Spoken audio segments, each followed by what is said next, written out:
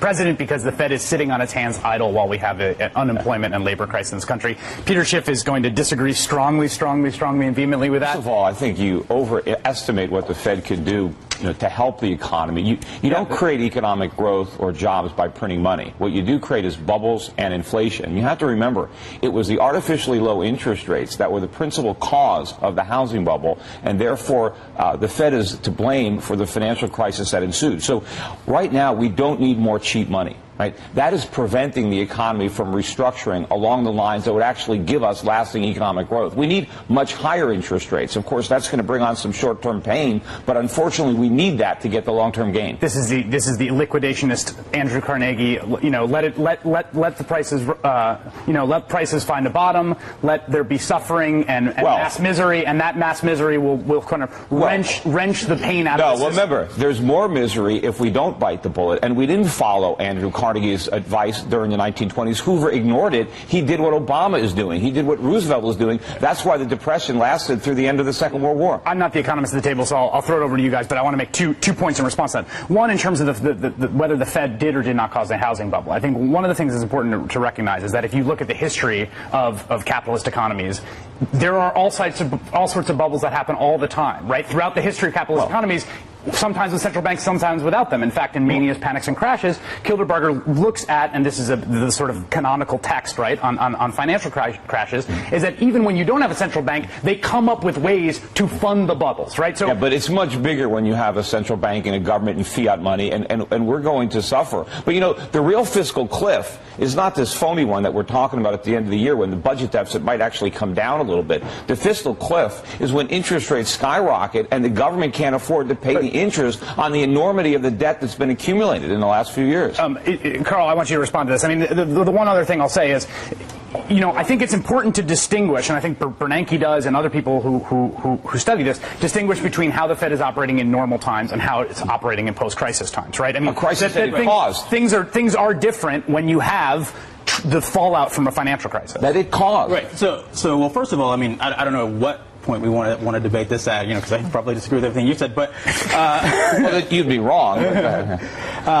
But so I don't think there's a lot of evidence that the Fed caused the housing bubble. Oh, well, remember, I predicted it in advance. I was alone in that. And the reason I knew about it was because I understand how the Fed. You were not alone in predicting the housing bubble. I was. You were not alone. Oh, so you check it out on YouTube. No. You were against some of the guys on Wall Street who also don't really know what they're talking about. And well, I won't disagree with you there. But I said there was a bubble. Paul Krugman came and gave a talk in 2007 about how there was going to be a housing bubble. Well, he wanted one. He advocated for it. He thought it was going to solve our problem. Dean Baker, I should note, also said this. But continue. And so lots of us thought that there was a bubble. I mean, well, did they also predict a financial crisis from what it would burst? I mean, I did. All right. Well, I didn't see you out there with me, but all right. But furthermore, I mean, so we had lots of securitization, we had CDOs, we had all these products, and I think that was probably at the heart of what caused the bubble. And we could talk a lot about. Well, it was the Fannie and Freddie guarantee. Cheap money. Okay, I mean, let's get off the cause. I don't want to talk about the cause right now because I want to talk about what we can do now. And I think there is this open question. And people on the left and the right, I was making a strong case there for Fed action, that Fed can do things. People say there's nothing the Fed can do. It's quote pushing on a string. I'm curious your thoughts on that. Yeah, so I mean, what the Fed could easily do is simply say that it's willing to tolerate a little bit more inflation, that it would allow inflation to go up to 3%. And I mean, we can sit and argue about what we really think inflation is, but we can say this: we measure the PCE deflator, right? We can say explain what that is. Explain what that is. So let's keep it. Yeah. Personal consumption expenditures is a part of GDP. It's what normal people buy. It's a basket of goods. That people buy. We go out. The government goes out and buys it every month, and then writes down. Literally, it's this amazingly thorough process in which they go out and they buy the goods. They buy it. Hold on one second. Hold on one second. They calculate how much it costs, right? And so we can just say, look, we'll let that go to 3%, or we'll let that go to 4%. Yeah, but how does making that basket more expensive help people? How does it help the economy if they have to pay more for food? Okay, so there's several ways. The Fed has. Okay. There's several ways. The most straightforward way is that when that happens because people are spending more money, people are buying more stuff. I mean, you believe in supply and demand, right? So prices go up. But supply doesn't go up. Prices go up. Demand. So prices rise. So demand goes up, right? And then that makes businesses want to supply more stuff. They can do this now because we have unemployed workers who they can hire and then make things. No, we just import the stuff from China. So here's a prime example of this, right? So we talk about the car industry, and this I also predicted. We want to get into predictions, right? Which is that we would have a surge in new car sales. They would go up to 14 million, right? And that would result in workers in the Midwest being rehired. And we've seen the unemployment rate in Michigan and Ohio start to collapse. We've grown manufacturing jobs for the first time in something like 20 years. We have growth in manufacturing jobs, and that's happening because people are buying more cars. And inflation is not going to create jobs. It's just going to create more misery for the people who are unemployed. But think for a second about how you get inflation, right? So it's not money printing. That's how you get it. But it's not as if you print money and then magically prices go up. Right. Well, sometimes it prevents prices from falling, but it's always damaging the economy. It's not by magic, right? so there's supply and demand. Yeah, and when you have too much money being supplied, prices rise. That's it. Okay, so first of all, that is actually not the relationship between the monetary supply and prices. It's not a direct relationship between prices and monetary supply. There's this other thing that you learn in your first year economics class, which is velocity, and how many times those dollars turn over. So what we're measuring... Velocity, 820. Okay. But just how quickly the money... But this is why it's important that we actually measure prices, because we need to find out what's happening to prices, and it's not enough to say what are we doing to the money supply. So we look and see what's happening to prices. And I should add, we measure prices, and one of the big mistakes we make when we measure prices is we never know how much to adjust for quality. So we know quality is rising, so our price increases might even be lower than. Well, a lot of times quality is going down. Have you been on an airplane lately? I mean, there's a lot of price declines that don't get captured into the CPI. But the way to think about what the Fed does is the Fed has two policies. It's two mandates, right? It's trying to think about employment, maximum employment, and it's trying to think about inflation. So the question isn't how does having higher inflation help people. What we're trying to do is do something that's not rocket. I mean, that's not very extremely precise, right? We're trying to target something that we have a hard time measuring, and that we're not exactly sure how things are going to respond, and we're trying to target two separate things. We're trying to target employment, and we're trying to target prices. And we've got to tolerate missing a little bit on prices and missing... What I see when I watched the testimony yesterday, the Joint Economic Committee, is that there's one political party that very explicitly is saying the kinds of things that you're saying, Peter. You're saying that inflation is higher than the official headline number, that the Fed doing things like quantitative easing, which is one of the sort of unconventional things they did during the crisis to try to increase the monetary supply and kickstart the economy, that's a disastrous path to follow.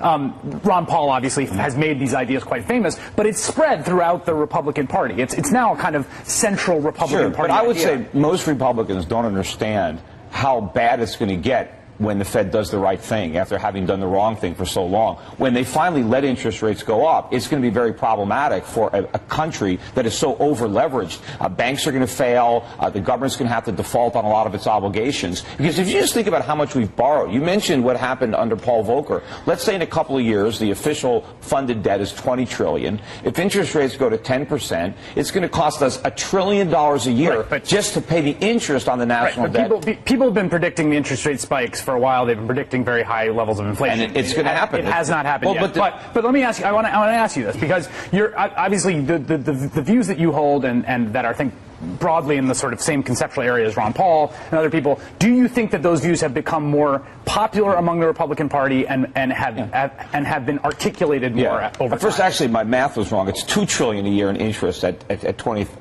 trillion. Sure. So that's the entire tax collection. But look, I don't think that people understand how the Fed's role, how instrumental it has been to creating all of the macroeconomic problems that are plaguing us right now. Because by keeping interest rates too low for too long, it has screwed up the economy. We don't save enough. We don't produce enough. We have too many people working in the service sector, in government, in banking, in retail, in healthcare and education. Meanwhile, we can't produce the things that we need to consume. We have $50 billion a month trade deficits because this economy doesn't work anymore because all the resources are misallocated. It's going to be painful to put them back together. But if we don't do it, we're going to have a real crash in this country. That's going to make 2008 look like prosperity. Peter, can I jump in real quick? Yes, you can. Please. Peter, how are you? Nice to see you. I just want to put forward, I think the focus, the conversation has kind of been overly focused in one particular area. I don't see how we can blame the entire recession or the whole fiscal crisis upon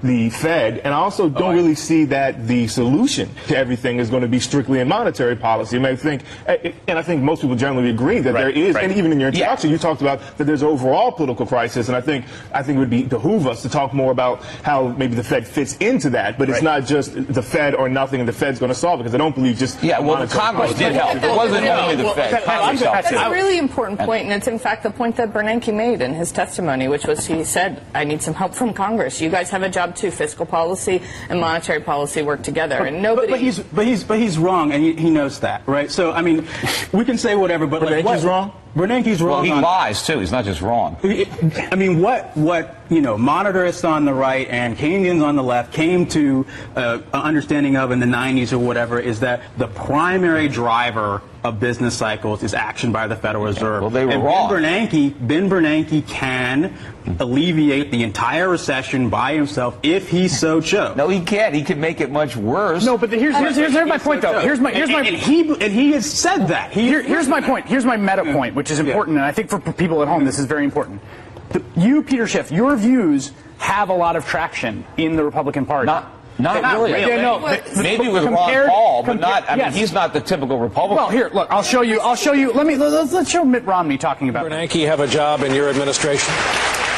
No, I'd be looking for somebody new. I think Ben Bernanke has overinflated the amount of currency that he's created. QE2 did not work. It did not get Americans back to work. It did not get the economy going again. Now, my point here is that the position that you just said, Carl, you just said Ben Bernanke can solve this by himself, which is a view you never hear articulated anywhere in politics. My point is that there is an asymmetry in politics and in the debate we have, which is that the views that Peter have articulated have gained a lot of traction. They're known on the internet. I didn't realize until very recently that there was essentially the view that you were articulating, and in fact that a lot of economists have been saying, right? That the Fed is doing too little, that actually the Fed could solve the business cycle. And so what it seems to me is that the seesaw is being sat on only on one side, and that's part of what's producing the Fed in action. So it has been. Literally every single mainstream economist I know thinks the Fed has done too little.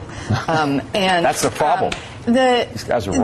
This is actually a really, really unusual time for the Fed, because the Fed has often, over its history, faced political pressure, but it's actually usually from the left. Political pressure because it's not doing enough about employment. And this is a very new time where it's facing a lot of political pressure from the right, from people who are paranoid about inflation going crazy and are really paranoid about how they act. And I think that they have to respond to this pressure, because one of the things we know when we look at the history of central banking is that an independent central bank is actually what prevents inflation from getting out of control. Right. And what they're fearful of is losing that independence, because we know that if we turn our central banking over to people like Ron Paul, we will end up with a disaster. And so they've got to balance a very tight line of being able to work within the political system and not lose that independence, but yet do the actions that we want them to do in order to help the economy. Remember, inflation is going to run out of control. It's going to devastate the economy. The Fed has no tools now to contain it, because if they have to raise interest rates in order to fight the inflation genie that they've let out of the bottle, the U.S. government's going to have to default on its bonds. We're going to have failures in the banking system without any bailouts. It's going to be a much bigger collapse than what happened in 2008. When are we going to have the inflation? It's already here. Have you bought it? All right, we have this on. Have you been to a supermarket? We have this on video. I want a real bet. Do you have Peter Schiff, president of the brokerage firm Euro Pacific Capital. Thank you for your time this morning. I really appreciate it. How Bill Clinton messed up Barack Obama's week. Up next. We can have a bet.